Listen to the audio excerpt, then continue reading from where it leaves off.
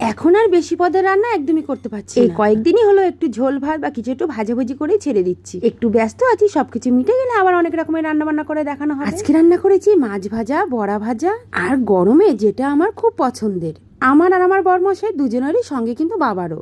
আর আমার ভাবি যেহেতু এখন বেশিরভাগ বাড়িতেই খাওয়া দাওয়া করছে না, জেঠিমা, কাকিমা, পিসি, বৌদি কারো না কারো বাড়িতে খেতেই আছে রোজ, সেই জন্য আর চিকেন ডিমটা কমই হচ্ছে এখন। যাই হোক, আমি করে নিয়েছি কাতলা মাছের পাতলা ঝোল।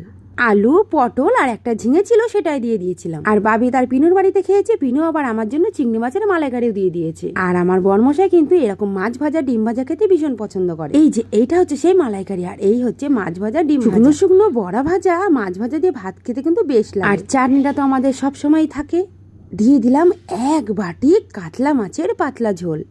আর আমি বরাবরই কিন্তু এইরকম একটু বড় বড় পিসের মাছ খেতেই পছন্দ। আর রোজ রোজ একই কাণ্ড, আমার এই মুখটা ওনার না দেখালে একদমই চলবে না। আর আমিও তেমনি।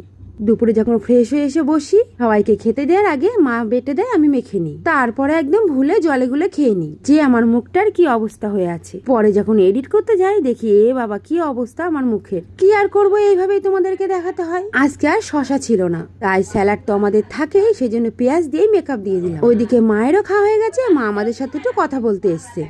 আমি যতই সাজিয়ে গুছিয়ে বড়মশাইকে দিই না কেন, ভাতের মধ্যে ঢেলে সব ঘেটে একদম ঘ